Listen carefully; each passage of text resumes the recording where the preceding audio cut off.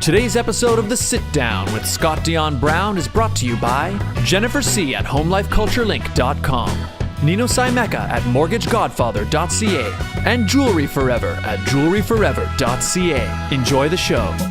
Broadcasting live from Glenmore Record Studios in Toronto, this is The Sit Down with Scott Dion Brown, your Sunday morning talk show with interesting guests, live musical performances, and the most fun you can fit in your coffee cup.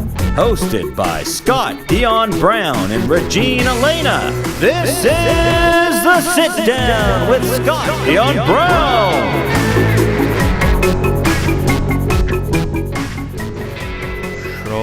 Should old acquaintance be forgot and never...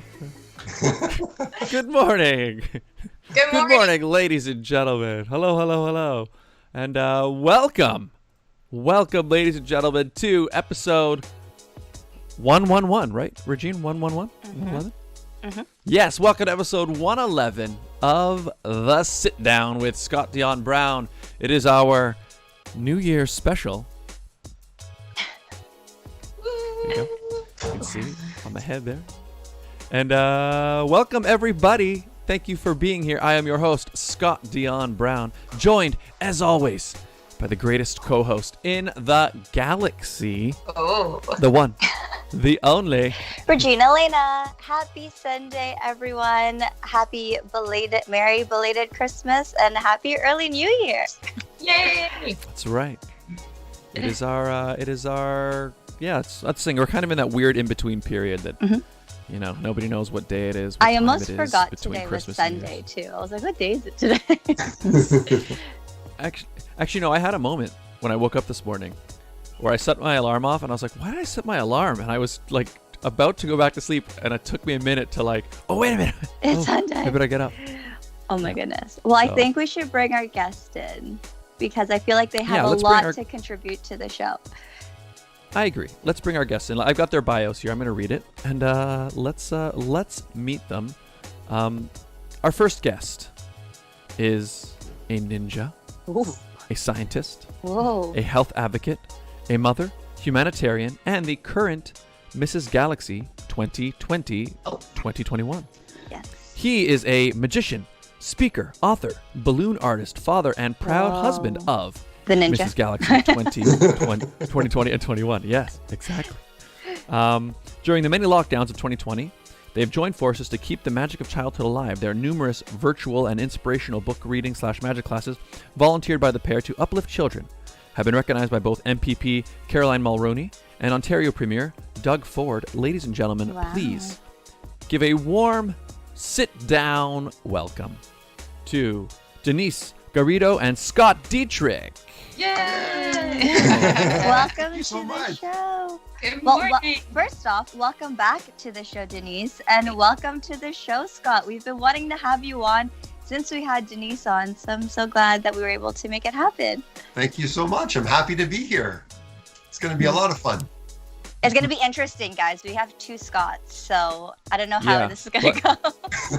Yeah, that's the thing I was going to mention to people in the beginning, because already doing the show over Skype, like we already have to deal with there's that slight delay in talking, so we always try to warn people like, yeah, there's gonna be a slight delay in talking, but now that the fact that there are two Scots, it's an extra level. But so we have Scott D and Scott D. So there we go. yeah. So bear with us, ladies and gentlemen. How's everybody doing? Satan in the chat. Yes, Scott, even without glasses. That's right. I usually wear sunglasses when I live stream, but Sundays is the one day that I don't wear sunglasses. So, hello. Welcome everybody to the show. So guys, how was your Christmas? It was good. Yeah. I mean, for Theo last year, because like now he's 20. Well, actually, he turned 21 months on Christmas Day. Oh, wow. I know, time flies. It's just so crazy. And so it was really fun because last year it was more of like, there's stuff and people making noise, but you have no idea what it means. And this year it's just like, oh, like this is shiny, grab that. That's shiny, grab that. So like the Christmas tree, like once we put it up, it's every day he's like picking off pieces and just like breaking them off, and I'm like, why? Is your tree real? Huh? Is your tree real? No, it isn't a real tree, but like the decorations, he'll like take off like parts of it, and he'll just because some of them are like spongy, sparkly things. So he's just like, ooh, sparkly, rip it off, and then like he'll hide it. He just stashes little things everywhere in the house. So, I think one of my favorite parts was when we were decorating the house, which happened just after Halloween. We wanted to keep kind of festive spirits up. Yeah. Put up the garland. Our 2 rooms is this beautiful garland, but it has decorations that spin, that turn around, and lights and everything. And he just stood there, like he was looking up, just in awe. Like it was the cutest thing ever. We have a picture of it. He was just in awe. So like being able to see Christmas through a child's eyes is a beautiful thing. Yeah. That's amazing. Very wondrous. Yeah. Yeah, it's like you were saying. We were chatting briefly before the show. You're saying because he's experiencing all the stuff for the first time. So, yeah, you get to see it again, like the way we would have when we were kids. It's pretty awesome. Yeah. So I guess a lot of time spent at home. Then I guess mostly for the holidays. So that's why you're a lot of decorating. Were you able to see any people online, or what would you guys do over the holiday season? Yeah, well, I mean, I was working right up till like the last minute, like right at like 24 Christmas in the Eve afternoon. was crazy. You were just Yeah, like, I know. It's just because like I think everyone is trying to plan, and like some people have planned to, like I guess cottages are still available. Like it was like a getaway that they were able to still book with just their family, because you can only go with just your immediate family. So, yeah, it was just like a lot of like that last minute stuff, and then afterwards, like. After 5 o'clock, things like calmed down. We're like, okay. So we just like had a really nice dinner, and it was nice. And it snowed because it was green up until like that last moment, and then all of a sudden snow started, and I'm like, it's a Christmas miracle. We have a white Christmas. It just doesn't feel right unless there's snow. So I'm quite happy. I mean, we got dumped on over the last 2 days, but that's okay. It was taken care of in spades. There was lots of There you go. snow. But we got to go GT snow racing with Theo. Yes. Which Nice. Yes. And That's true. We rarely. Oh, sorry. Continue. Sorry. I was just going to say. Yeah, those are the little delay thing. Each year we're also getting better because we're both gluten intolerant. So each year we're getting better at like making, Christmas treats, like sort of like making the gluten-free equivalent of it. So it's getting tastier each year, In the beginning of versus what we could eat besides, Christmas dinner, but now we're getting some good treats as well. That's awesome. Nice. Yeah. Excellent. Yeah, it's rare that we get like you were saying, it's rare we get a white Christmas. So that was a nice, pleasant surprise. So I looked outside and there was actually usually, I mean, for people watching, not sort of either in Toronto or in Canada, it really gets, specifically in Toronto, you get your heavy snows more, I guess, into January. So to get an actual nice snowy day on Christmas morning it's actually not that often. But yeah, this year was it was good. In fact, speaking of the GT snow race, it was the first time we drove up to my parents' area and we did an outdoor gift exchange, right? So we wouldn't go in the house. Everyone was masked up and everything. But I did drive by the hill where I grew up, and there was tons of kids on it going up and down the hill. So Nice. It was nice. I think. We got a few people in the chat. Oh, No, sorry, go ahead. Virginia. Oh, go ahead. You can read it. Oh, I was just gonna say. So one person went, there are 2 crowns, and that's true. There are 2 crowns. You and Denise. Yes. Oh well. Actually, I didn't even think of that. I guess I'm wearing a crown, but yeah, that's right. You're not wearing your crown, Regine. But tonight, today there are two Galaxy people here, and then someone else pointed that there are. Okay, nice. There you go. And who else pointed out? Oh yeah, Satan goes, which one is Scott? I'm confused because that's right. There are 2 crowns. There are 2 Scotts on the show. Yeah. But hello everybody. Thank you guys for being here. Tina Ventura, hey SDB, what's going on? Ice is here as well. Hi all you guys. Welcome to the show. And welcome. Do you guys have any plans for New Year's? Oh, I wish. Right? I know. Maybe more GT snow racing. Yeah, let's do. Yeah, Yeah. exactly. That was actually so much fun. I really enjoyed that.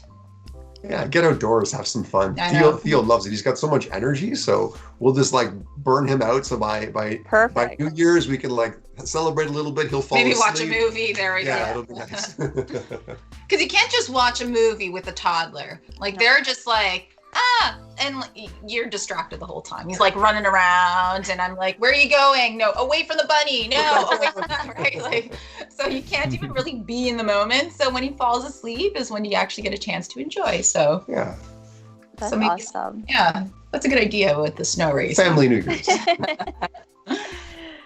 Yeah, about you guys? That's true. You can get outside. For me, my New Year's is probably going to be similar to my Christmas. I'll be at home watching something on TV. I'm not sure. Yeah, Christmas. Although actually, one thing we're doing tonight with my family is we're going to attempt a big family Zoom call, because usually every Christmas and Easter and all those, we usually have a nice big dinner at somebody's house. Mm-hmm. So that's not happening at all this year. But we're going to attempt tonight to everybody's going to meet on Zoom. So and I think people are going to bring their food, so we'll all be eating together online. So that'll be an Nice. interesting thing. We'll see how that goes. Do you watch the Impractical Jokers? Sorry? Do you ever watch the Impractical Jokers? Yes, my fiance loves them. Yeah. So since they haven't been able to have the regular show, they now have a dinner party show where each week they basically, the four of them, they all have dinner together, kind of like you're suggesting, and they're on Zoom and they can all kind of have that experience. So yeah. How do they prank each other? They more talk about previous pranks and stuff. Oh, okay. Yeah. Good times. I know. Yeah. That's the thing. Everything has been everything's been moving online lately. In fact, actually, that's a good segue because speaking of things that have been moving online, you guys have moved your magic act online, right? Yes. So back in March, all of my magic shows disappeared. Literally. Literally. But by April, I was able to be back up and running virtually. So now my whole business basically is virtual magic shows. This is actually where the magic happens, literally. It's kind of neat. It certainly expanded my reach. I'd say half my clients are now American, half Canadian. Wow. However, I even had the privilege. One of my early goals was I wanted to perform outside of North America, and I was able to do a little girl's birthday party in Nigeria. So that was pretty cool. Her and all of her friends were all in Nigeria, and I was in Canada performing at her birthday party. So that was kind of neat. But Denise and I also have been able to do some things together. We had previously, especially through Galaxy appearances and things, but we've been doing some things at libraries. At shelters, we had done, like there's the Blue Door shelters, which we had a monthly visit that we would do their birthday party there too. Just different organizations, but same thing after everything shut down. You can't go physically in. So we've been able to do like different virtual online like magic appearances. Like it's a combo appearances because we have the book and we read a little bit of our book that Scott wrote and I illustrated. And then afterwards it kind of like moves into a bit of like a magic show, magic class that all participate in with Scott and we're teaching kids like magic tricks and it's really nice. And one special place that we got to perform like virtually was with a camp that I had helped out with for years called Camp Quality. It's a camp for children with cancer. And so to be able to perform for this camp, even though like I haven't been able to physically go in, and especially after having Theo, it was really nice to see a lot of familiar faces and to just be able to give back in a very different way, but at least able to still give back. Yeah, and lift their spirits. Yeah. Our book is all about perseverance and belief in self and sort of overcoming initial obstacles. So we feel it's sort of a good metaphor. And once we read a little segment of that book, we can actualize that experience by showing them a magic trick, which initially would seem impossible. Yeah. And then a little coaching, they're able to then do what was only moments ago impossible. So it sort of creates some positive doubt in their mind, like, well, what else did I think that I couldn't do? That if I just persevered or did it a little bit differently, got a little bit of help, that I could also accomplish. So that's kind of the reason why we do those. And it's neat to see kids' eyes just like light up, like the light bulb kind of go up. Yeah. I can do magic. What else can I do? And I think now, especially during this time, kids need that reinforcement of how amazing they are and the true potential they have, and in that resiliency which needs to be fostered. So yeah. So what is the title of your book? You guys showed it really quickly. Oh yeah, it's called I Can and I Did. I don't know if you can see. I Can and I Did. Yep. So it's all about just believing in yourself, and what you tell yourself is what you're probably going to be manifesting into your life. So if you're like the kind of person that thinks, I'm just not good at math, then your natural motivation won't ever be to become better at it, because your belief is that you're not good at it. So what's the point of trying? But if you tell yourself, oh, math's really easy, like I love it, it's my favorite subject, then it will just, like, there's something that shifts inside of you that all of a sudden you're more motivated to learning it. And if you don't figure it out, it's not that, oh, I just can't do it. It's more of, well, actually the book talks about it, I just don't know how to do it yet. I just haven't put in enough time to figure it out. So it's that talk, that self-talk that really becomes like reality. And it goes with anything, with any competitions, with Galaxy, right? Go into the competition and just having that belief in yourself, right? That I am capable of doing this. Just, be focused, be grateful with whatever the outcome is, but but still believe that you can do it. So it's all about that self-talk and belief in self. There's a quote on the back here. It's one of my favorite quotes by Henry Ford. Whether you think you can or whether you think you can't, you're right. So it's much better to err on the side of possibility than, just being cynical and negative. And yeah. That's awesome. Awesome. It's a good message for not just 2020? kids, for adults as well. Yeah, well, 2020, sure, yeah, absolutely. Yeah, I know. Ice in the chat says, yeah, just like how I play Pokemon. Yeah, that's exactly right. And he's when he's fighting his way through a video game, he doesn't, he doesn't give up. realizes You how he must wants persevere. to do it. Exactly. You can do it. So Exactly. Scott D, I was just curious. So I know on your Instagram bio, you mentioned that you were a YTV, I guess, anchor, way back, I don't know when, way back when or before. So being now virtual with your magic shows, does that bring you back to your YTV days? I guess. I mean, so what it was is I was hired by YTV to do a series of commercials to introduce Big Fun Weeknights. And so those aired between 2009 and 2012. And so we actually did them in Trinity Bellwoods Park in Toronto. That's where we did all the filming. And it was kind of cool. It was kind of like they wanted to have more of a street magic vibe. So it was like doing magic for people in the park. And each trick that I would do would be introducing one of the YTV shows at the time. So yeah, it was kind of cool. Like, it was just a neat experience for me to be on YTV. It certainly gave me a lot of street cred as a children's magician to be on YTV. That was a very fun experience. But even then, though, that was still more live than virtual, right? Yeah. It's crazy how the shift has become it's like virtual in your face now. Like before, it was still on TV, but it was filmed live. Like, it was very different. Yeah. But even though I'm doing my shows virtual, my goal is always to recreate the experience of when, for example, a birthday party. Normally I would be in someone's living room and all the kids are sitting on the carpet in front of me and we have this experience. My goal each performance virtually is to recreate that to the best of my abilities, to create a pre-2020 birthday where the kids feel like they're all connected, they're all part of it, they're interacting throughout the show. That's really I guess the trick is to be able to create that experience, which I'm fortunate I am. Like, I watch the kids on the screen during the show and they're like pointing and screaming and like, oh, funny, and so it's kind of neat that they're able to lose themselves even momentarily, all their worries aside, and just kind of be in a moment with their friends and have a shared experience. So I think that's the real magic, more so than the bunnies and the hats and all that stuff. Yeah. Do you guys have a bunny Cool. too? Like an actual magician has a bunny? Should we? You do? Yeah. Sir Walken. He's like our fur baby. He was our first baby before Theo, and he still is. He's Theo's big brother, aka big little brother, because Theo's like my 4 times. Look at that face. Oh. Oh, he was just having his lunch. We've never had a bunny on the show before, so this is a first for This us. is Sir Walken.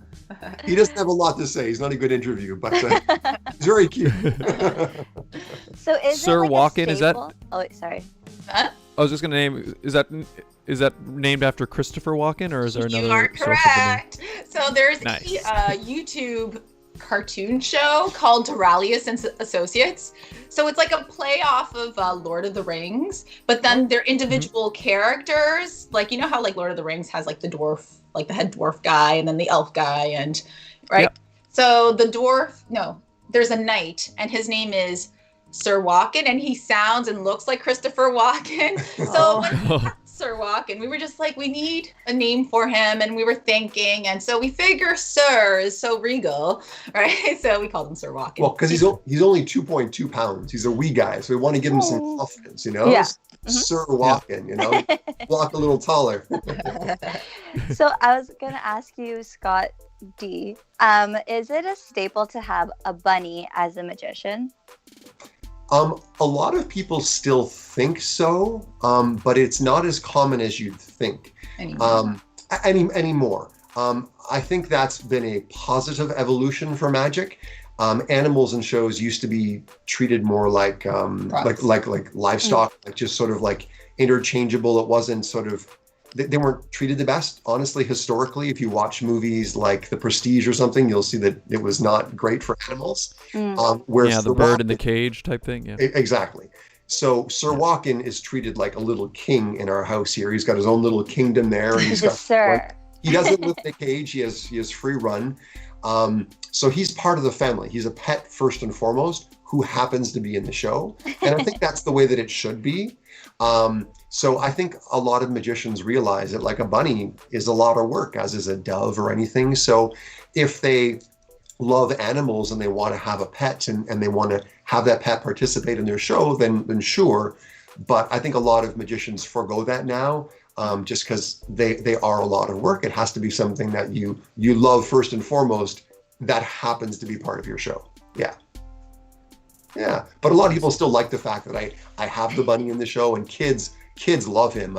He's been pet literally. I mean, this probably won't happen anymore now. It's 2020, but he's been pet by tens of thousands of children in his career. So yeah. Do you pull him out of a hat? No. Oh, okay. Yeah, he's produced in a box. Yeah, you should never pull her out. Perfect. I was like, how does that even work? But after he's produced, usually by the birthday child in the box, I then put him sitting in a hat because he's so tiny, he's perfectly in a hat. And that's usually where the kids would have pet him, just him comfortably and safely sitting in the little hat, and they would pet his back, kind of thing. Aww. He must miss it. I know. Well, yeah, it was a lot of extra attention that he would get. Mm-hmm. Like, yeah, ever since Theo, the attention's been split unfairly towards Theo because Theo's just so rambunctious, and we're like, no, stop. All right, so Sir Walken he'll hop up on the couch to sit beside us to be like, hello, I'm still here, and I'll be like, oh, and then pet the little guy. He's so affectionate. He's such a sweetheart. Reminds me of like a Disney character. Huh? Like, like the Disney cartoons where like the bunnies. That's exactly what he's like. He's so sweet. Gosh. Right? He knows how to communicate with us, even though he doesn't talk. It's okay. We get each other. Yeah.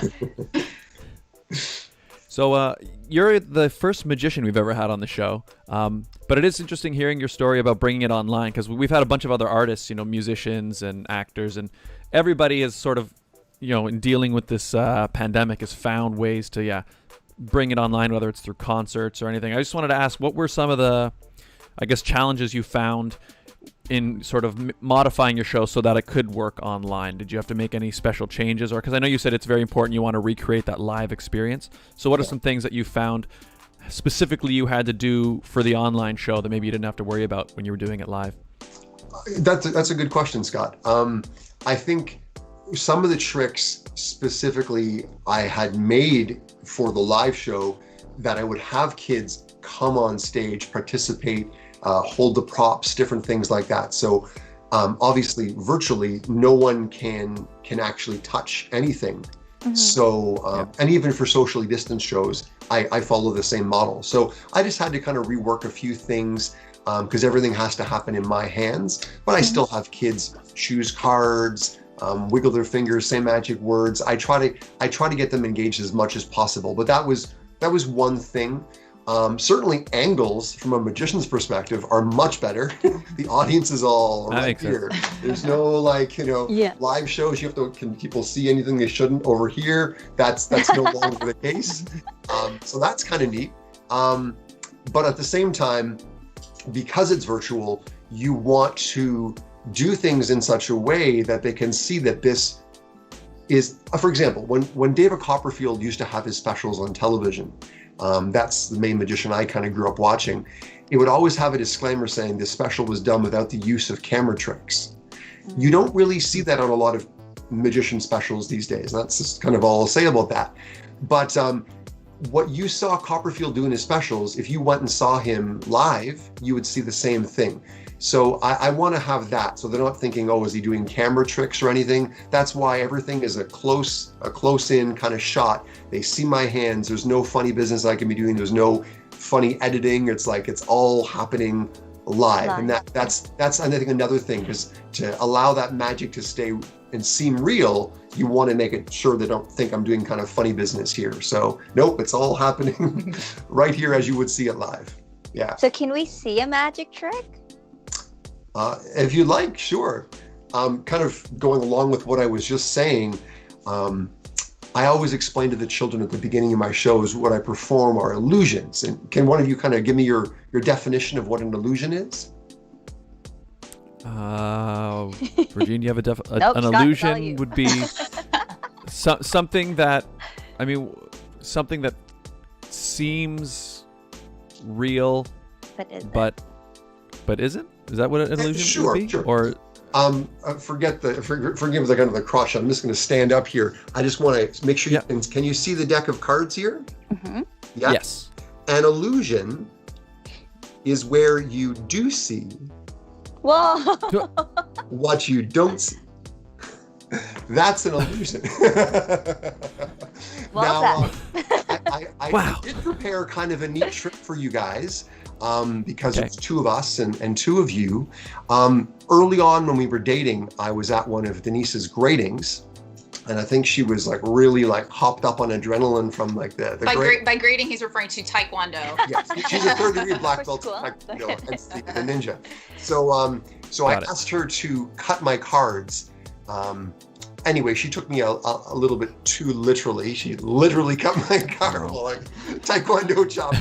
So since I have two halves here and there's two of you, what I'd like to do is have each of you select a card from either half of the deck. So here, Regine, we'll start with you. Just say stop whenever you'd like. Stop. Right there. Okay. So we'll bring that card to the top. So I'm just gonna look away here. You can't see my face, but I'm looking away. Just take a look at the card, whatever that is. Do you see it? Uh-huh. Okay. You see that card? Okay, perfect. Now we're gonna have you, Scott, choose a card. Scott, you better get this right. There Scott B. You better. Okay. So here we go. Yeah. So just say stop whenever you'd like. Stop. Right there. Okay, bring that to the top here. Take a look. Don't say what it is. Keep it a secret. Do you see that card? I do, yep. You can see it. Okay, perfect. All right. Now, what's kind of cool is that I knew what card you two would choose before we even started this interview. I made a prediction, and the prediction has been right up there the whole time. Oh. I'm just going to grab this. I didn't even notice I was I didn't there. even see how that got up there. For the first time, Regine, can you please tell us what card you chose? 9 of hearts. 9 of hearts. Very good. Yes. And Scott? It was a 7 of spades. Was I right? You chose the 7 of spades? No, but Regine, you chose the 9 of hearts. Mm-hmm. Well, all I can say is, good thing this is a magic show. That's Whoa. Wow. Mind blown. I didn't even realize that card was there. Did you? I didn't see it get there at all. I was like, wait, was that? I was like, wait. I'm was going that to rewind the show. I know. Be like, when did that card get I know, there? double check, verify. Well, when I said 7 of spades, your reaction may be like, oh shoot, did I say it wrong? Did I remember wrong? Scott, your memory's like, not wait. that great either, so I'm impressed. No, that's why. I was like, I ruined the trick. Oh no. Oh, no. It's You're all good. You're all good. Let's stick together. That was awesome. Yeah, exactly. People are That was freaking out really in the cool. chats. Awesome. Really cool. That's awesome. Awesome. So what? So you've been doing magic for His whole life. quite a long time. What? Sorry. His whole life. He was a baby. Yeah, so his family had a magic troupe, and they would produce the baby out of a hat instead of the bunny. Oh. Yeah. Is that what you guys are That's doing? awesome. With Yeah, Theo? He's too hyper. He would like run out. Exactly. He'd be like, okay. You kind of give it away. Yeah. That's fair. Cool. Well, that is what I was going to ask. I was going to ask what drew you to magic, and it sounds like it was like it's Hereditary. from the very beginning. It's Yeah. been in your part of your family. Yeah. Yeah, So was that where it all started? I was fortunate. It was a very interesting childhood, to say the least, but I was born into a family magic troupe. So I came by it honestly, and I performed my entire life. My brothers went on to other pursuits. One's a teacher, one's a computer programmer, but I really genuinely got the bug. Like, I really enjoyed it. And I saw the potential of what it could do as far as impacting people. Like, I think that magic is fine for entertainment's sake, but I think it can also serve greater purposes and like inspiring kids and things. So I always kind of knew that's what I wanted to do. Like, my brain thought about other things, but ultimately that was always the goal. So in college, I studied musical theater as well as marketing, because I knew it's show business. I had to have the business background. Yeah. And I've been fortunate enough. I've been able to do it full time for about 20 years now. Wow. And it's a pretty great career. I mean, it's literally given me everything great in my life. I even met Denise while performing magic at a restaurant. So everything in my life is amazing has come from my involvement with magic. It's so, magical. No complaints. I know. That's amazing. So it's are you gonna? Oh yeah, go ahead, Richard. Yeah, you go. It's the delay, people. Skype delay. Yes, but yes. Are you guys planning on introducing it to Theo when he's older? Get him to do the balloons? Well, I think like right now, because it's virtual, so Theo will sometimes be in the other room, and He's he'll the see audience. Scott. Yeah, he's watching, and it's so cute because then Scott will be like, he'll do a trick, and he's like, give them a round of applause, and Theo's like in the background laughing. It's so cute. So I think he has like a natural interest because of watching. He's just like, he gets so into watching because he's so animated. He's just like, right, big facial expression. So he enjoys it. So, well, we won't push it, but whatever he naturally wants to do. We'll see, because between the two of us, he's got a lot of different avenues he could take. I mean, Denise is a 3rd-degree black belt in Taekwondo. So we're definitely hoping that Taekwondo is going to be one of the He'll things. be a ninja magician. Exactly. Oh. There we go.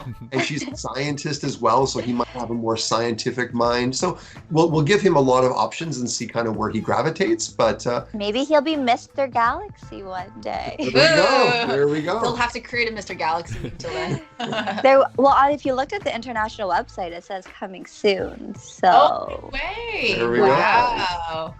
I didn't know they were they were thinking about implementing. So Scott Squared, both of you guys can go. There we go. Oh. You both have experience. Next, You both know the Oh, world of pageantry, so I feel That's like Yep. That's true. Then when I'll be back, there'll be 4 crowns on the episode, everybody. There we go. That's the Well, plan. more international crowns. Before you met Regine, what did you know about pageants? Was that Scott.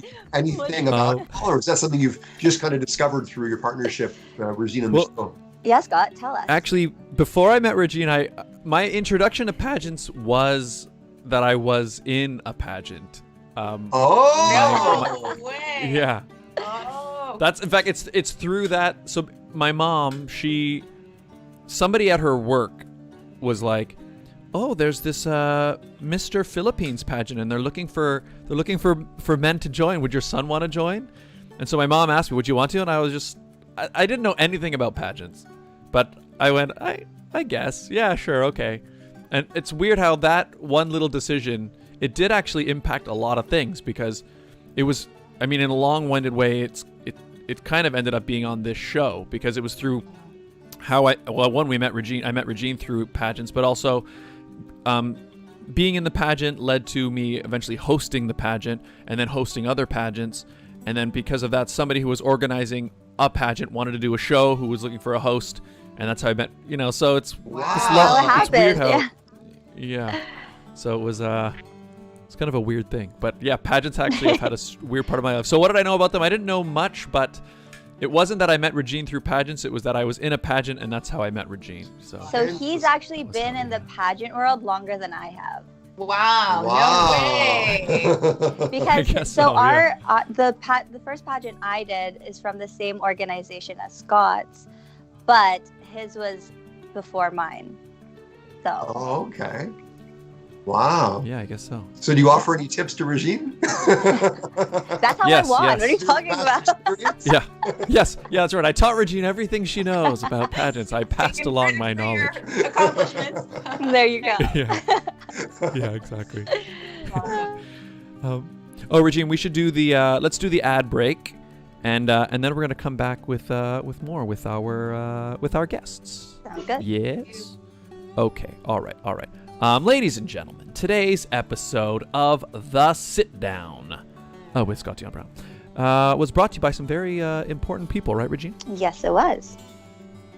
And those people, of course, are our advertisers who make this show possible. Mm-hmm. Regine? Yes, Scott? Do you want to find out what your home is really worth? Maybe. Are you buying, selling, investing, or renting a home? I might be. Why? Well, if you are, then Jennifer C., Realtor at Home Life Culture Link, is here to help. Call or text Jennifer today at 647-403-8887. Don't deal with just anyone. Speak to a professional. Jennifer C. at Home Life Culture Link. To see her current listings, visit homelifeculturelink.com. The Mortgage Godfather is here to give you advice with any mortgage needs you may have, and he will shop to find you the best mortgage. Nino Saimeka, mortgage agent. He'll give you an offer you can't refuse. Find out more at mortgagegodfather.ca or call 905-604-6955. And it was brought to you by Jewelry Forever. Mm-hmm. Conveniently located at CF Markville Shopping Center on 5000 Highway 7 East Markham. They do custom-made jewelry, repairs, and they change watch batteries, all done on site. Jerry over at Jewelry Forever is an absolute artist. If you have a vision or an idea for a piece of jewelry, he is the man to create it for you, custom.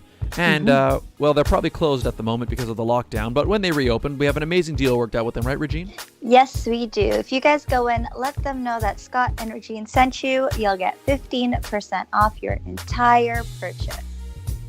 That's right, 15% off, 15%. Tell them Scott and Regine sent you. And, that's right. Get something beautiful. Find out more at jewelryforever.ca. And it was brought to you by Deliciousness Treats. Yes, hot chocolate bombs, dipped Oreos, and now smash cakes are available at Deliciousness Treats. Right now we actually have a promo for, I almost said Black Friday, for Boxing Day. Boxing Day weekend long, all of our dipped Oreos are buy 6, get 2 free. So that's only 8 for $5. So check us out. I can personally vouch. Oh, sorry. Yes, go. No, go ahead. I can say I can personally vouch for the dipped Oreos. They are deliciousness. I feel like, Scott, you've had everything on my menu. But if you guys want to order, you can message me on Facebook or Instagram. Instagram is deliciousness_treats. And on Facebook, it's deliciousness_treats. There you go, people. Deliciousness treats. Sweet treats. Oh my God, don't. In a mug. And if you would like to advertise on the show, it's very easy, right, Regine? It's simple. All you guys have to do is email us at radioshowad. That's radioshowad@gmail.com. That's right. Get in touch, people. It's a great way to reach a brand new audience. And we do this show live every week, which means the ads are live every week. What does that mean? It means you can personalize them week to week. Do you have an event or a sale or something happening at a particular time or place? You let us know, and we can let the audience know in real time. It's a great way to build a new relationship with a brand new audience. Get in touch. Radio Show Ad, radioshowad@gmail.com. And we're back. Once again with the Mrs. Galaxy 2020-2021, Denise Garrido, and magician Scott Dietrich. Welcome back, everybody. I like your Godfather impression, by the way. Thank you. Yeah, it's I like doing it. It's funny because I like to do it every week. And I feel like it gets better every week, but I think Regine's heard it. Well, at this point, she's heard it over 100 times. So she, I don't know if she finds it as enjoyable as I do, but it's nice when the guests come out and enjoy it. I'll give you an offer you can't refuse. It's very nice. It's very nice. I wanted to ask you. So I noticed even with the book you created, a lot of your performance. You enjoy performing for children and like creating things for children. So what is it about children that what do you like about children performing? I guess I'm trying to structure the question properly, but you know what I mean. No, they don't. Say it again. Try it one more time. No, we can both answer that question. But no, I like performing for children because they're so honest.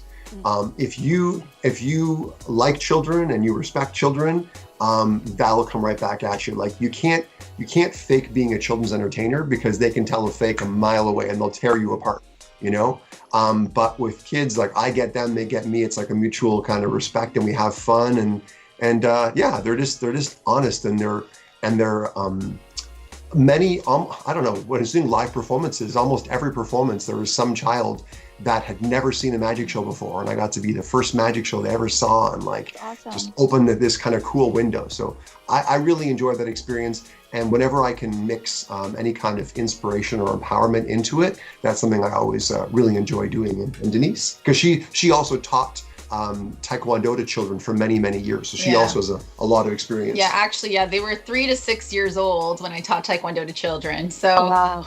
and it was the first time I was actually ever teaching because it was actually my job in high school. I had got my first degree black belt, and then after, I don't know, a while, my instructor had asked if I wanted to start teaching. And so he's like, don't worry, you could teach the kids. And honestly, it was my first day, and I'm here thinking like, I'm having a heart attack. I'm like, oh my gosh, like this is going to be so intense. Are they going to like me? Not like it's kids, and I'm like freaking out over it. And it honestly is, I feel like it's just a very rewarding experience when you're interacting with children. And it's exactly what Scott said. They're so, like they can't really fake it because they haven't gone through the hardships of life to create these fake faces and to pretend to like something when they really don't. Like they'll let you know. And I just feel like with for me specifically with the Taekwondo, it's very disciplined and stringent. And so I saw it as an opportunity to just to teach them the importance about discipline and pushing through and perseverance. And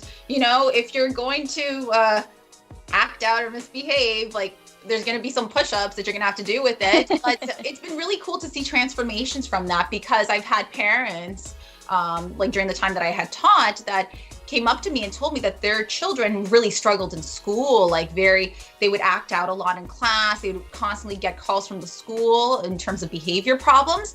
And during the period of like, I don't know, like maybe a year or like several months, that all of a sudden there had been a shift, and even the teachers were giving that kind of feedback to the parents. So it's very rewarding. Children are just, if you show them that respect and make them feel heard, they will respect you back in return. So yeah, there's something really, and now after having a kid, my gosh, I was crying. Every time I'd see a kid, I'd start crying. I'm like, oh my God, look at that child over there. I'm like, are they getting enough hugs? Like, it's just something switches after you have a child as well. True. Yeah. It's true.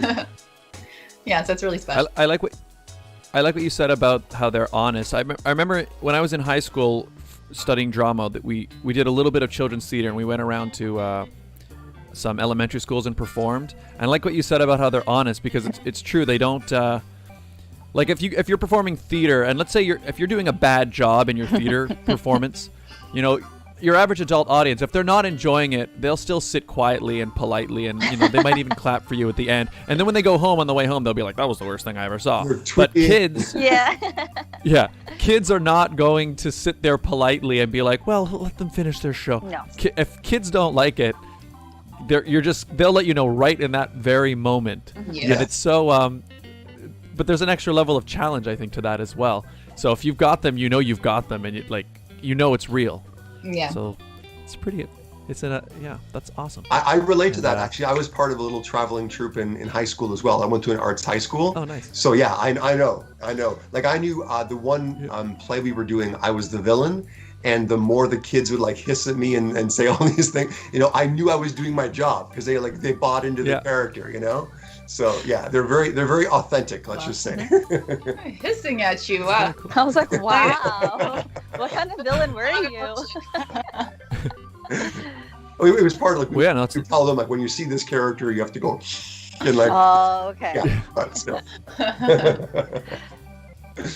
Yeah, that's awesome. And the other thing about kids is, like, once you lose them, like, it's even That's hard it. to it's hard to get them back, right? So it really is there's a whole other skill in itself to performing for children, in that you don't have to worry about performing for adults. So anyway, I respect the ability. So it's really, really cool you're doing that. They're all different skill sets. Like, some people naturally find it easier to navigate with children. Other people, the idea of having to entertain or work with adults freaks them out, right? And then opposite as well. Some people prefer adults, and the idea of dealing with kids is just like, Yeah. So it's a skill set, and some people just tend to jive more with one than the other. Mhm. Yeah. Mm-hmm. Yeah, that's true. And I find it even outside of performing. I do find, like, there are some adults, I don't know what it is that when they become adults, I don't know if they forget what it was like being a kid, and so, like, you can see that some adults are really good at talking with kids, and some just can't seem to get on their level. And I've never really understood what it was, but yeah, I don't know, there is something about being able to talk to them in a way that they can understand and feel like you're speaking to them as well. Not at them, yeah. I think what you're speaking to is, I think some people through life, like, stuff happens in our lives, and some of us are able to sort of like let it go or work through it, whatever it happens to be, to sort of grow through these experiences, where other people just sort of carry it on their back, and they become very, very hardened, and they're so detached from that childlike spirit, like, not childish, but that childlike spirit. Yeah. They just can't relate anymore. They're too hardened, they're too cynical, they're too whatever. Where people, like, I would suggest everyone on this call right now, we're still tapped into that childlike spirit, and that's why we can still relate to children. Where I if you're love kids, hardened to, like, life is like this, like, no, they're totally in gray. Life isn't black and white to them, you know? Yeah. So Yeah, I think just where you're at in your life. Yeah. Mhm. Well, Denise. I think you're right about that. Sorry, I was gonna say, it's like, No, go ahead, Regine. Denise can attest to this. Backstage at Galaxy Canada, the only thing I would gravitate to, I'm sorry, Denise, was Theo. It's true. When you're nervous backstage, you're like, oh my god, where's Theo? There is something very calming about children, and I think, again, it's that authenticity with them that, you know, when, like, there's no real judgment. It's like you're around them and they're like, okay, right? They haven't learned behaviors that, you know, like, put off people or fake. Like, they're just them. They're innocent, yeah. It's nice. I find it's very relaxing. Just being around kids, like, you don't really have to feel judgment, unless if they've learned the behavior, right? They've reached the point that they've learned the behavior. Yeah. So we do have you back on the show, Denise. You came on the show right after the crowning of Mrs. Galaxy Canada. Yep. How has your reign been now that we are in this new world of quarantine? I know it's changed so much, because like the mindset was just so focused on like going out, that physical interaction with people, because there is something to be said about that physical energy, being in the room with somebody, like having that live interaction. And then all of a sudden everything halted, and then no one knew what was going on for a while until we started like, you know, having like new guidelines on how to proceed. So it's definitely been a huge transition and very tough. Like it's been a tough year in general. Like, you know, even those of us that are, you know, try to be as positive and optimistic, like it could wear down though at you after a while. You know, all of the negative news and just all of these like negative subjects. So for me, one thing that I had to do was just I had to step back a bit, in the sense of like not interact as much with social media, because social media is another whole animal in itself, where you get so many people and opinions, and because there isn't that live face-to-face, people feel like, well, there's no consequence for me, I'm going to just keep writing all these mean things, and it's just this vortex of like, it feeds into itself and it keeps growing, and people could get into really unhealthy places. And even before the pandemic, there were psychology studies that talked about the amount of time that someone would spend on social media and their happiness level would go down. Because what would happen, this is before pandemic, because online you see like this created image of a person. It's only their best highlights and like their perfect angles, especially with all the filters. And so like you'd always take a look and you would compare yourself, and it's just, or then you would start seeing like, you know, groups of commentaries, and then like, how dare someone say something like that? And there were happiness level correlations that the more time you spent, the less happy you were. Now post-pandemic, that's all people are doing. So everything's just amplified even more. And so for myself, like, you know, being inside cooped up, like I'm just like, I need to be outside. I need my fresh air, my sunlight, and being active. It has a toll. And so I needed to step away from social media a bit. And even now, like I'm not on as much, because it's just, you can't be able to provide for others and to be like that light for others if you aren't keeping yourself healthy in the first place. Like, you know, you have to have the oxygen mask on yourself before you can help anybody else. So that's kind of what I've had to do. And I feel like every time I do share a message, I try and make a point of always talking about like I really think about it. It's like, you know, like really focus on health and peace and hope, because right now we need more hope. We need people to support one another and to be that change. And if you're feeling down, like what can we do to help raise other people up? And anyhow, that I feel like I went off on a tangent there, but there has been a shift, because from being, you know, like going out and doing things to just being more online, at least we've been able to create a shift in the sense that we've been able to do things virtually. And okay, so what can I do to raise other people up? And by doing like the virtual programs with Scott, and seeing like the faces of kids on the screen and just how happy they are. Because one thing that he does do is to make it as real as possible, he does not allow muting of the lines, because usually in class you have to mute the lines, right? Because they can be very distracting. But it's like, no, because it's interactive, you want as much of that live interaction as possible. It's already separated because we're on a screen, right? And then and then if you mute the sound, it's even more separated. It's even harder to have that interaction and engagement. So just keeping it as alive as possible, and then having that interaction, seeing their faces, hearing their live reactions is really special. Yeah. Awesome. Yeah, that's a really good point. That's got to be really important, because if you mute the lines, it means then theoretically a person could they don't even have to pay attention. They could go have another conversation, or they could turn something else on, because that's the one thing about being in person and being live, and like you said, being in the moment. Part of that is when you're in the audience at a show, you can't just start having a conversation or look away. You're still part of that event, so you have to participate as well. So that's a good point. Yeah, you're invested. Yeah, exactly. That's awesome. And yeah, I also like what you said about pulling back from social media a bit. I've noticed I've been doing the same thing. I've been trying to spend a lot less time on Twitter, and also like I remember near the beginning of the pandemic, I was probably a lot of people were like, I remember when like the government and stuff, they would do pretty much daily updates about how the pandemic was going.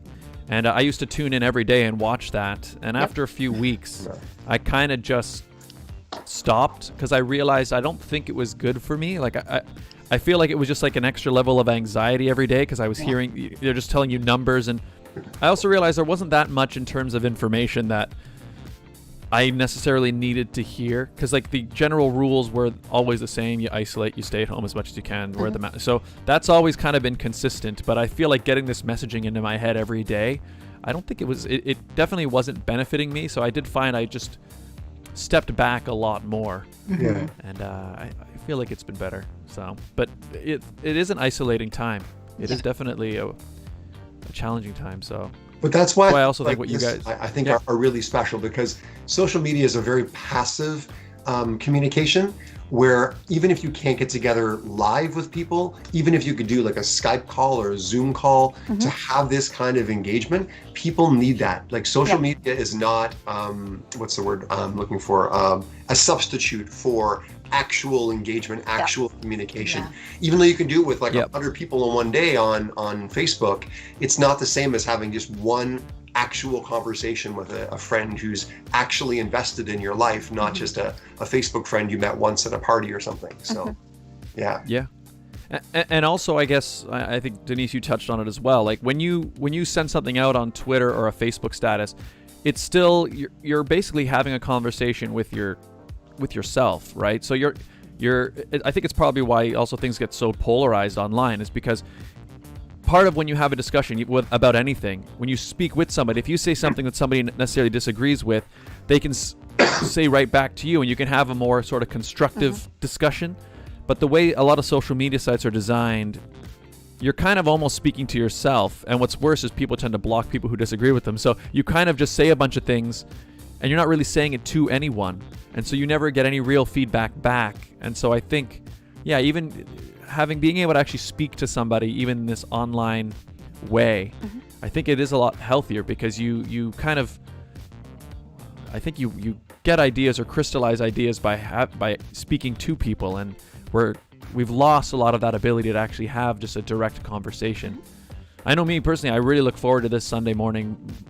I think even more so since the pandemic started because of that, because it's like, when you get to have just a real chat with people. It's true. You know? It's true. Well, it's what you were mentioning. You lose out on facial expressions, on tone, right? If you see someone write something, we place what we think the tone should be. And say you don't really like a person, then the tone automatically is a more negative tone, right?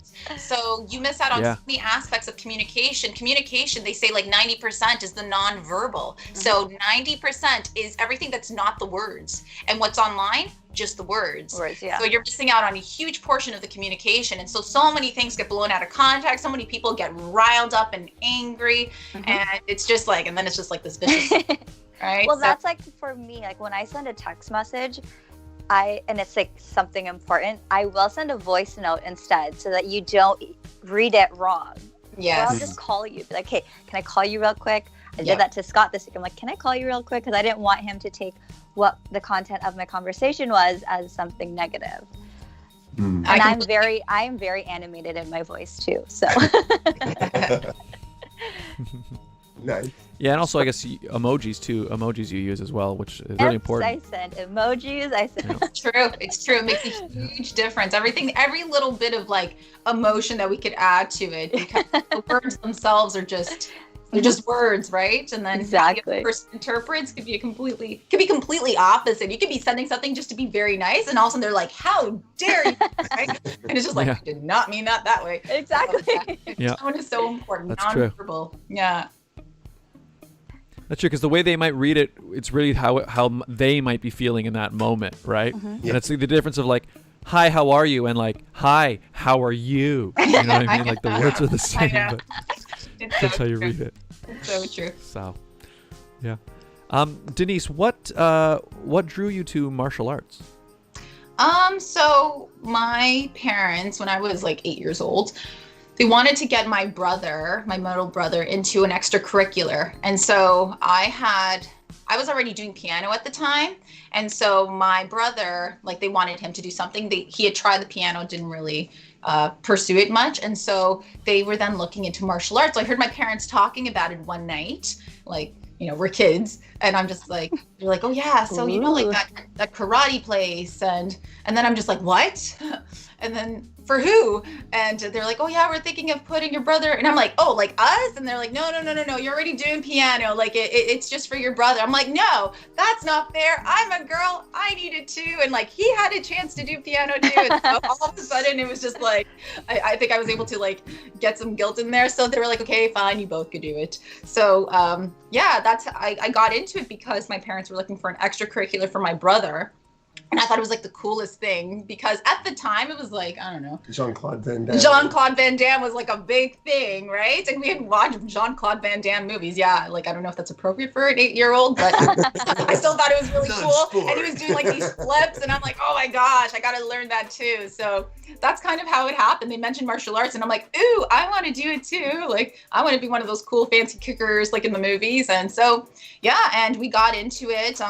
And I kind of pursued it right till black belt and then like 2nd degree black belt, 3rd degree black belt. I would have gone for my 4th degree black belt if I was able to physically go in. I mean, Theo kind of halted everything as well, right? I was homebound, but I really enjoy it. I kind of go in and like something just switches. It's back to being physical, like in a physical place, right? I walk into, they call it the dojang, and I walk in and something switches. The energy in the room causes something to just switch inside of me, and all of a sudden it's like everything else in the world just stays behind and I get into like this tunnel vision focus. Ninja mode.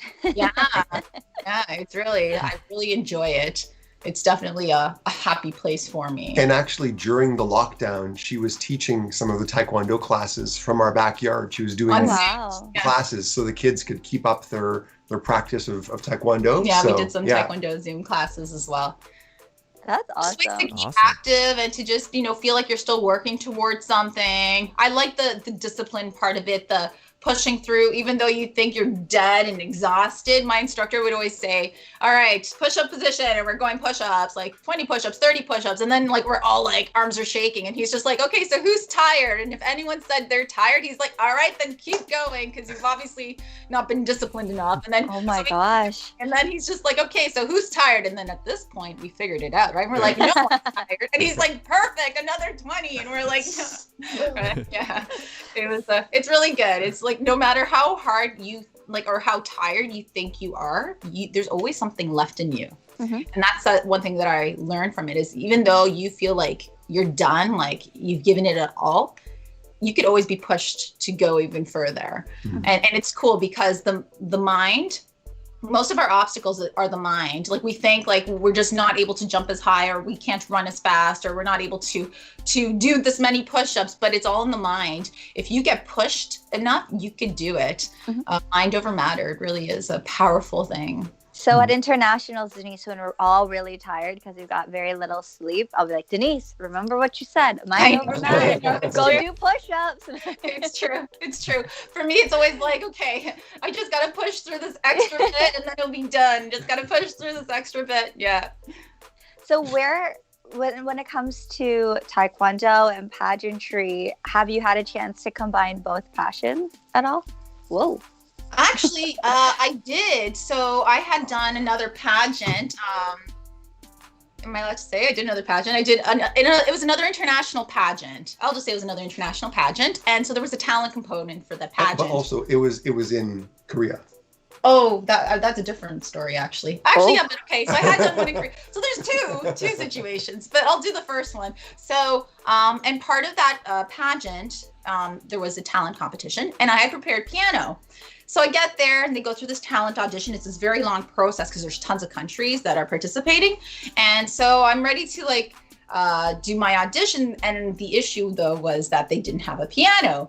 So they're like, so you want to audition piano, but we don't really have a piano. So I guess you can't participate kind of thing. And I was just like, oh, shoot, that sucks because that's like, my like extra scoring that, judges could have seen me kind of thing.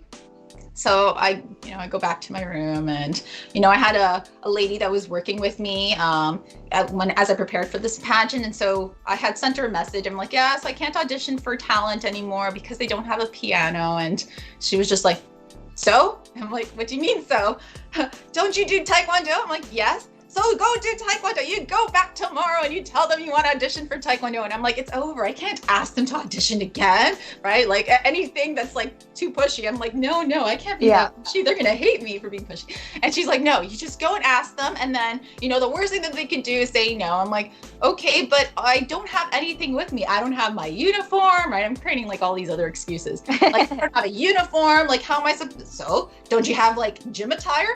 Yeah, but it doesn't look the same. Doesn't matter. Audition with Taekwondo. And I'm like, okay. So the next day I go, it was like lunchtime and I saw like one of the talent audition cast there. And so I was just like, so I know yesterday you told me I couldn't audition for piano because you didn't have a piano, but I'm technically also a black belt in Taekwondo. So can I audition for Taekwondo instead? And she was just like, oh, well, actually, Miss Korea is also black belt in Taekwondo. And she auditioned and she even broke boards and the whole bit, and she didn't make it past the audition. So she kind of like paused. She didn't like say, so no, but it was kind of like, so backstory, Taekwondo comes from Korea. Yeah. So if Miss Korea auditions with Taekwondo, she's a black belt, she breaks boards, and they did not find it interesting enough to pass through the audition process, she was kind of implying, so, but I didn't answer. I just kind of watched her. I was just like, oh, like puppy eyes. I was like, please. Okay. And then it was like this awkward silence. And then she was just like, okay, fine. If you want, you can ask Miss Korea and you guys can do a demonstration together for the show, but it's not going to count for the talent competition. I'm like, okay. So I go back to my room. I call up again the lady that had worked with me for Miss World, and she was just like, oh, so I told them that I could do Taekwondo, and they didn't say no, but they said it's just a demo. So is there really a point in me even doing this? Because it's not going to count for the talent competition. And she was just like, no, that's an amazing opportunity. Any time in front of the judges is good time in front of the judges. And I'm like, that's even true. though it doesn't count? Huh? That's what? true. That's true. It is true, but at the time I was just like, really? And so I'm like, and I was afraid to say no. I'm like, okay, I guess I'll go ask Miss Korea if she wants to do this demo, right? So then I go and I'm like looking through the halls trying to find her room. I'm knocking on random girls' doors. I'm like, do you guys know where Miss Korea is? You know which one's her room? So eventually I find her room and she opens the door. I'm like, Miss Korea, Miss Canada over here. So I have a question for you. I know you auditioned for Taekwondo, and I actually also do Taekwondo too. And I asked the talent coordinator, and she said that we could do, if we wanted to do a demonstration together, we could do that for the talent competition. And she was just like, oh, okay. And then I was just like, but the only thing is that it won't count for the competition. It's just a demo. She's like, oh, so what's the point? You shouldn't have said that. Right? And so I was just like, I know, but you know what? Any time in front of the judges is good time in front of the judges. So we ended up doing a demonstration together, and my instructor, he's always like done things where he would add music, so we would coordinate it with music to make it kind of interesting. So we ended up doing this demonstration on the final talent night where they had, I think, 10. It was like top 10 or top 15 for talent. And I think it was like 15. We start off with top 15, and then from the talent night, they would pick the top 10 and then the winner. So we do our demonstration in between like the other top 15. And then when it's time for them to announce, like, okay, so from our semi-finalists, here's our top 10 finalists. So they're going through, we have Miss Ireland, we have Miss St. Kitts, we have Miss Lithuania. And for the first time ever, we have two in one spot, Miss Canada and Miss Korea. And I was just like, what? So from what I thought was just going to be a demo, it ended up becoming an opportunity to place in an international competition. That's amazing. Right? And so I'm just so grateful, first of all, for my Taekwondo training. Number two, I'm so grateful for the, my coach at the time who said, you do it anyways, anytime. And then just going for it, because you never know what could happen unless if you go for something. So there you go, moral of the story, don't give up, just always give it a go, because you never know what could happen from it.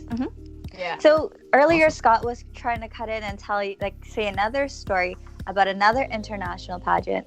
How many international pageants have you been involved in? It's like, well, Scott B, you've done more than one pageant, right?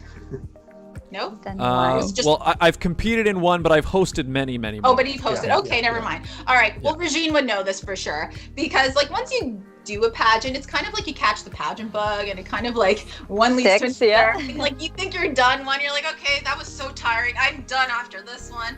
And then it's just like after a week, you're thinking, oh, I do now. Yeah, I miss that adrenaline rush. So yeah, I've done quite a few. 1, 2, I think at least 5 internationals. maybe. Well, you were what, Miss Earth Canada, Miss World Canada.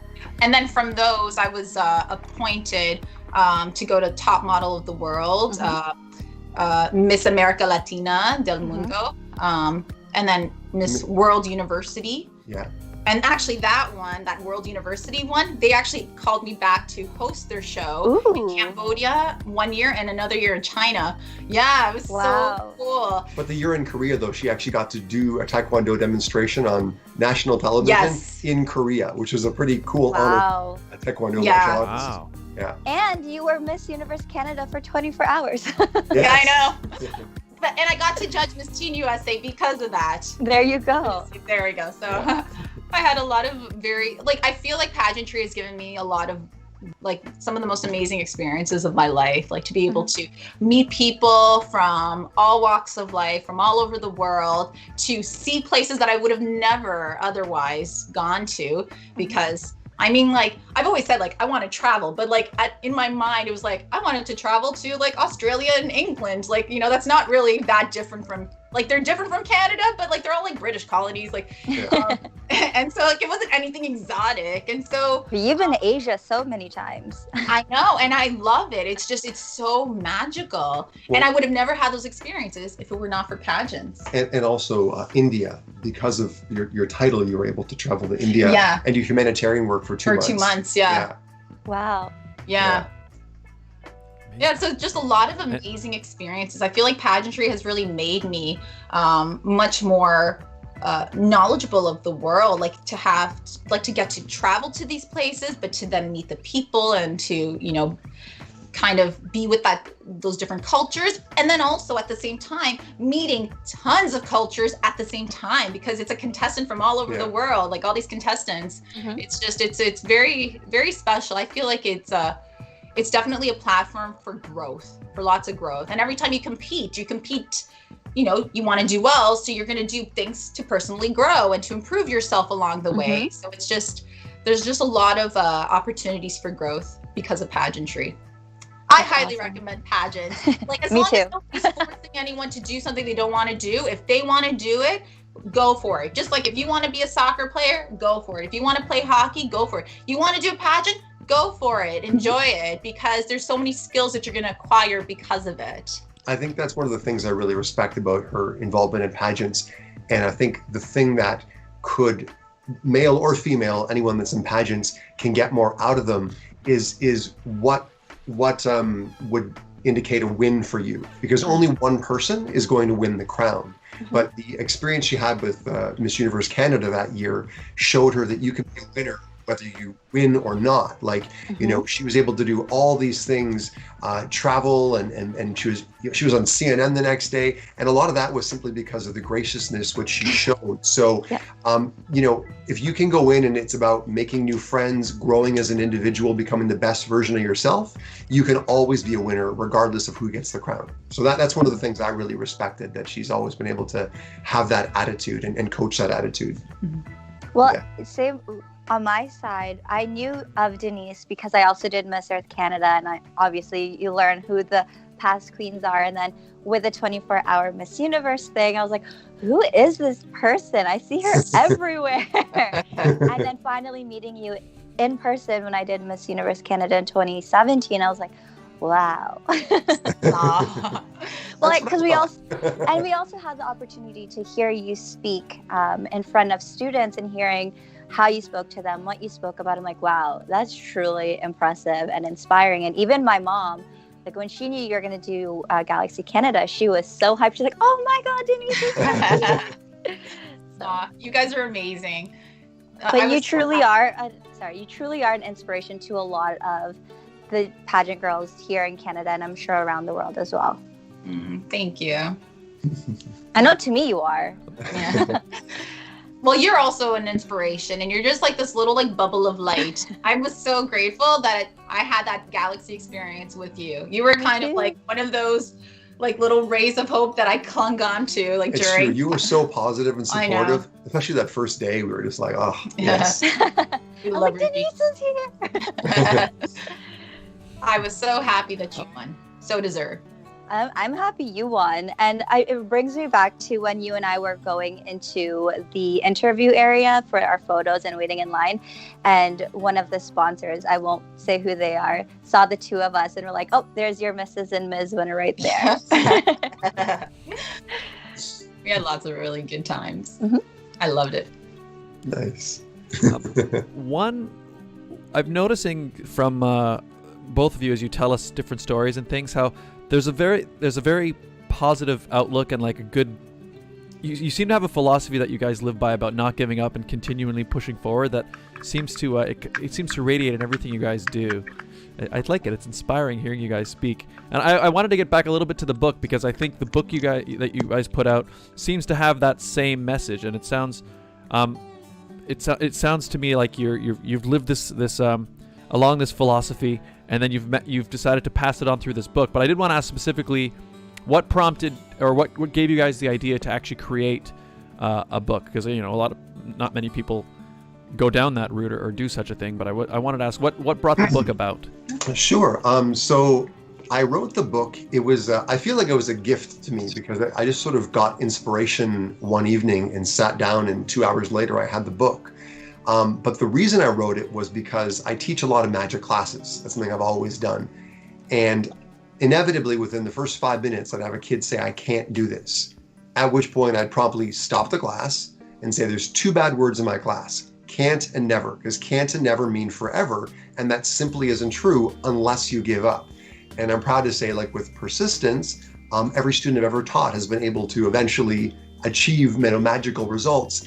But it's that perseverance. So that was the inspiration to why I wrote the book. Even though it's not about magic, it's about that philosophy. That was what inspired it. So one day I was brushing my teeth actually and had this moment of inspiration, sat down with a yellow legal pad and wrote the story.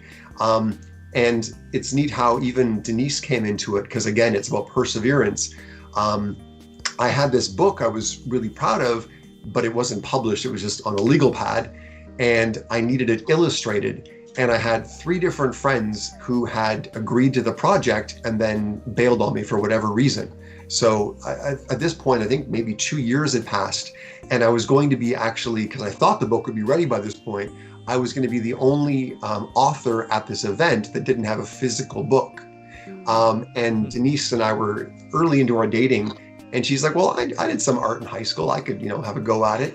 And literally within a weekend, we pulled 2 all-nighters. I helped with some of the background and filling of color, but basically she did all the illustrations for this book.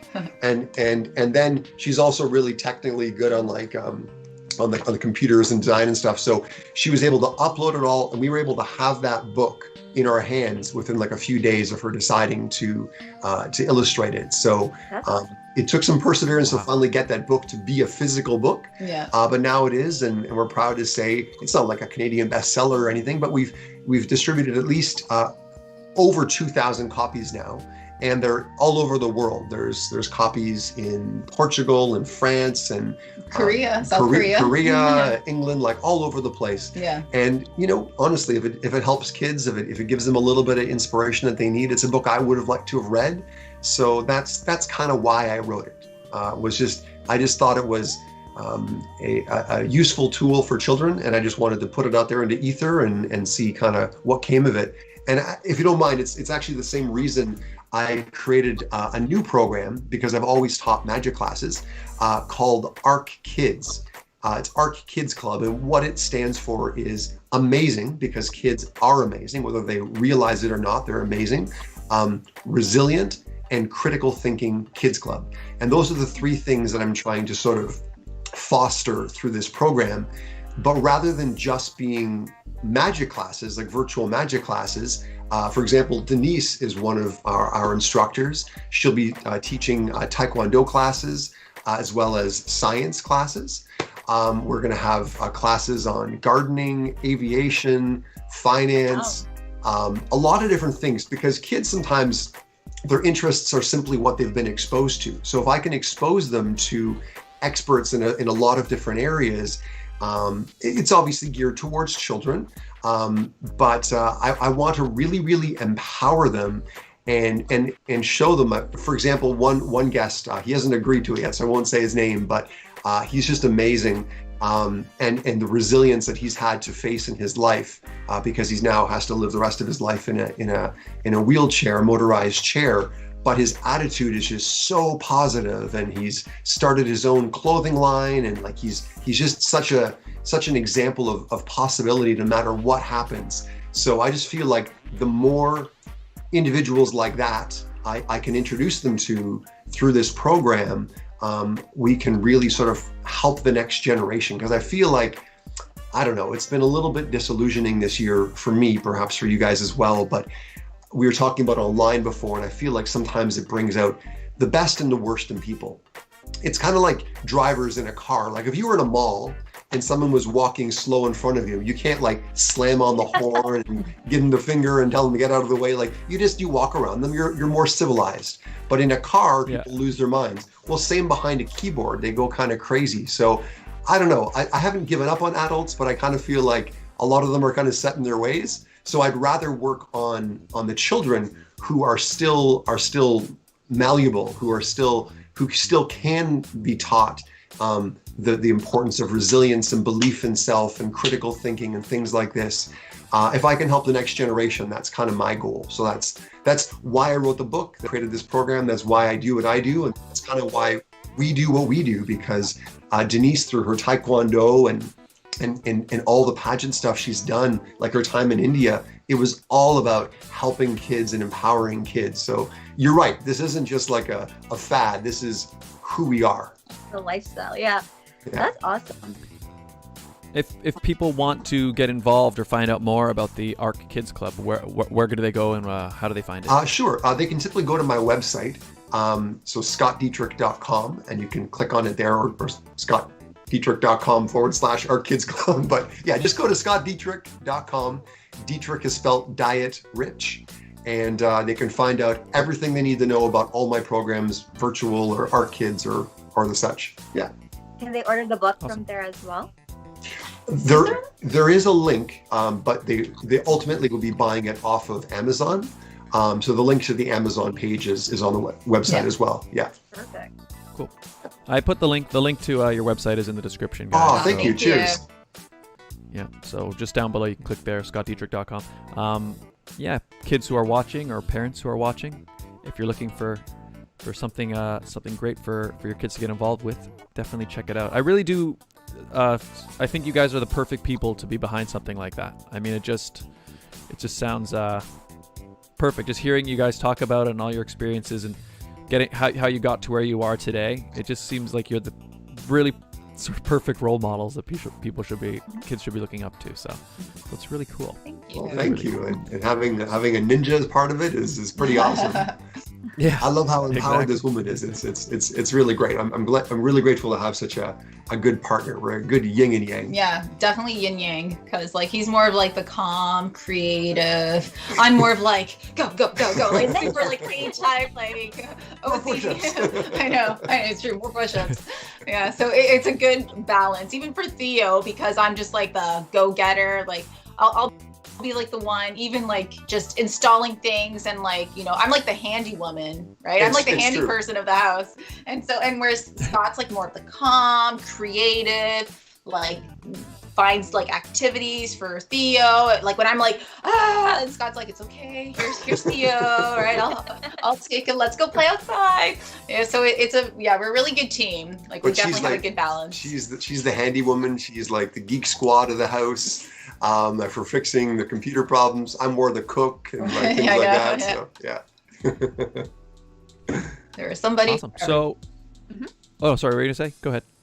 Oh, there's like an old Portuguese saying that like back then it was like pots and lids. So there is a lid for every pot. So like there's somebody for everyone, right?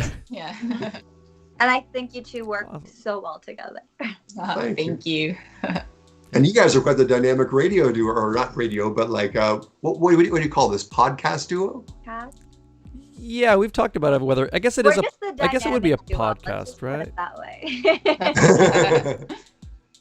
But yeah, we've got a pretty good formula working on the show. And 111 yeah, I guess it is a podcast. episodes, it does something to you. That's true. I know. Over 2 years now, right? Regine? Wow. Yep. And 111 episodes. Congratulations to I you know, guys. That's yeah. a big accomplishment. Thank I know you. when I saw one, Yeah, it's been I'm like, pretty fun. 111. What does that mean? Like, what would that symbolize? Like, you know, year 111. I don't know. But 111 episodes. That's amazing. And I think that your program is serving a great purpose as well, and introducing people to really cool new things. And you also have quite a positive attitude, both of you. So I think you're also doing really, really important work. Thanks. Thank you.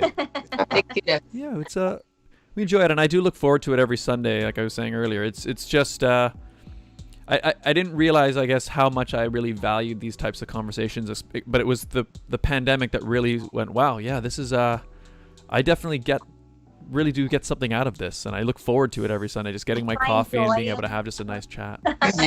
Yes, exactly. It's been good. So before we wrap up, I guess I mean, we talked a little bit about it already, but what's next for you guys? What are your plans? What's on the horizon? Well, like, I guess for me, in the new year, Regine and I have potentially the Galaxy Internationals if nothing gets delayed again.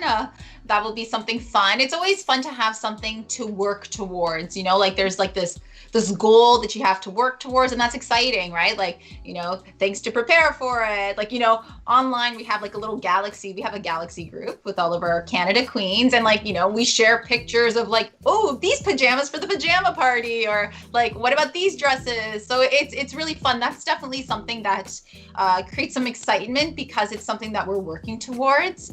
And then in addition to that, it's just well, keeping up with the growing wild child. He's a full-time job. and then the ARC Kids Club as well, that we'll be doing together. Well, it's mainly Scott. I'll be the occasional guest. But I also have another program. I actually have another program that I was invited to be part of. Again, kind of playing on my science background. It's like a children's online magazine, and they have like a couple of they have four main topics for the monthly issue. One's like health and fitness, one's like mental health, one's science, and one's environment. And I'll be like the science columnist for like a children's e-magazine. So it's cool because again, I'm targeting children, but kind of adding in my science knowledge and teaching them something, hopefully. So that's something actually that excites me. Congratulations. Awesome. Yeah. Yeah. And yeah, just continuing with the magic, having switched to virtual and also having to become really good at like SEO and all that kind of stuff as well, so I can show up in those searches. It's a constantly evolving job, but it's neat because I'm always having to learn new skills, and I enjoy it whenever I can bring some joy to kids. So we're optimistic about this year. We hope it's a really positive year for everyone. And holds new possibilities. Certainly certain windows have closed, but hopefully other windows now open for people. So yeah. Awesome. And if people want to follow you guys either on social media, and obviously you can plug your website again, but yeah, where can people find you guys? So my social media is Denise Garrido Official for Instagram, Denise Garrido Canada, or Mrs. Galaxy Canada. Oh, is it Mrs. Period Galaxy Canada? No, the Mrs. Galaxy Canada for Facebook. So you have to put the. And then on Instagram, there's also, it's so either Denise Garrido Official or Mrs. Galaxy Canada on Instagram. Cool. Yeah. And all of those oh, sorry? Those should be in the description down below anyway. Okay. Yes, continue.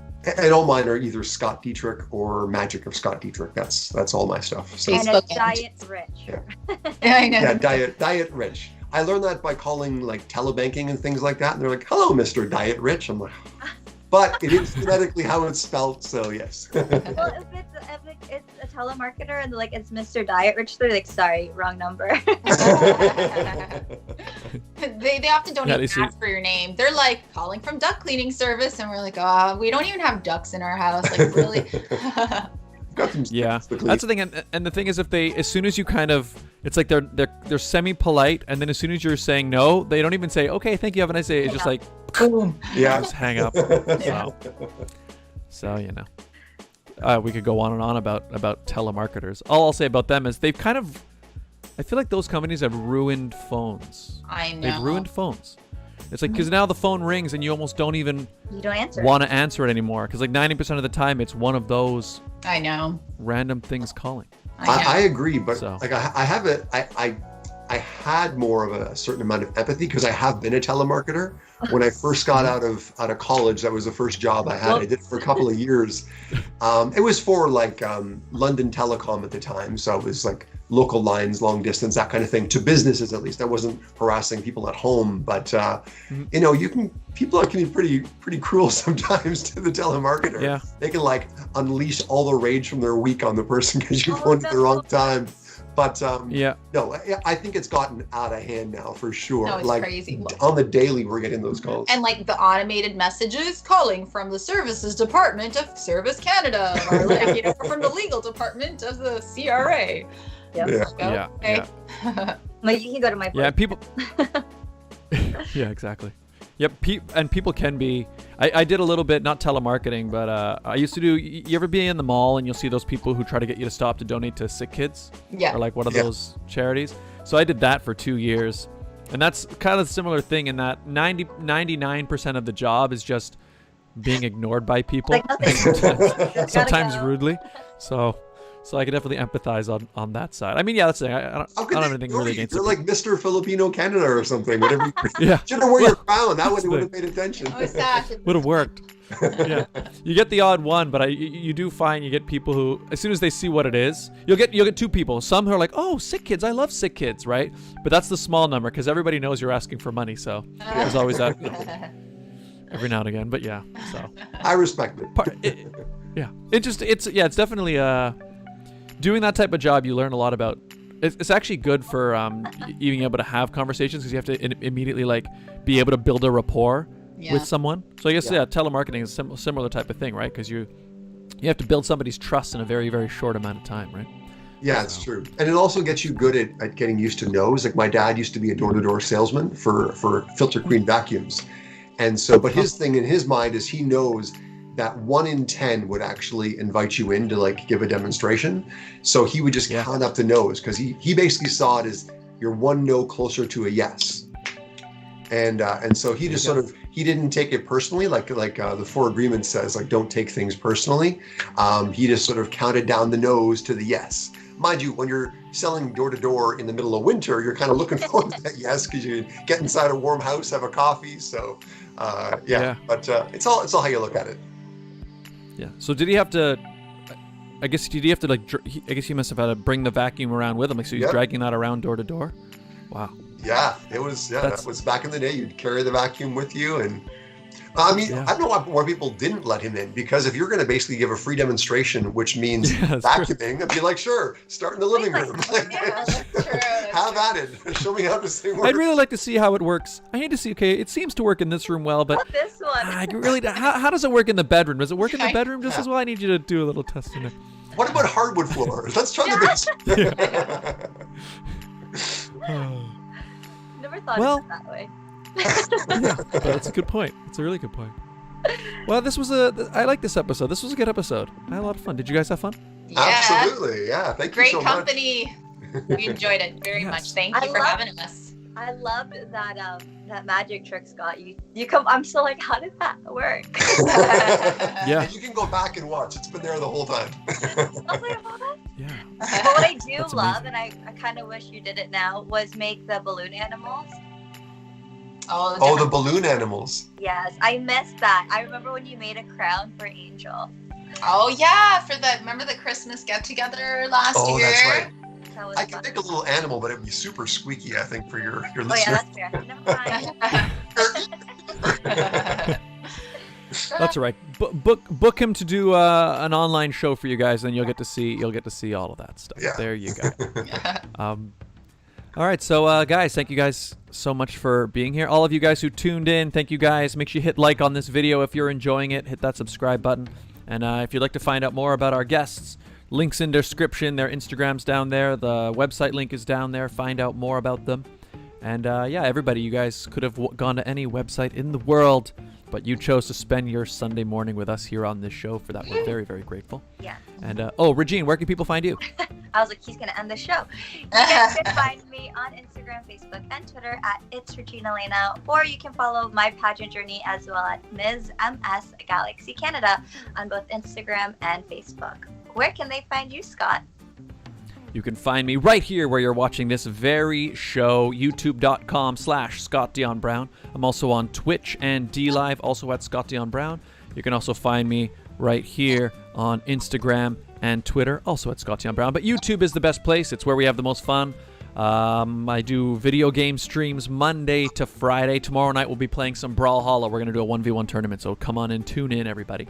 Nice. But yes, this was, it's a good time. I'm enjoying the gaming streams. That's another thing I started just out of the pandemic, doing these live streams, and it's been cool building a whole new audience on playing And video they're all games. here right now. Our neighbor, Yeah, it's true. That's neighbor true. has a Twitch video game thing as well. So yeah, it's pretty Nice. cool. Yeah, I found the pandemic, I think, has really driven the demand for that thing even like through the roof, right? Because again, it's people looking for that social interaction, and Yeah. people Yeah. are playing a lot more video games, a lot more time at home. So it's been pretty cool thing. It's been a pretty cool thing. Nice. All right, everybody. Well, thank you guys all for being here.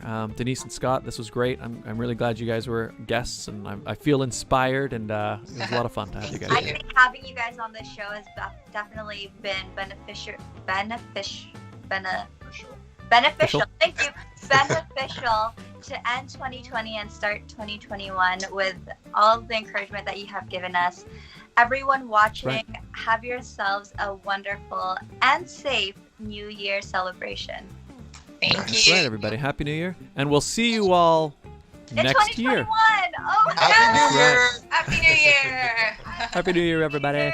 All right, bye.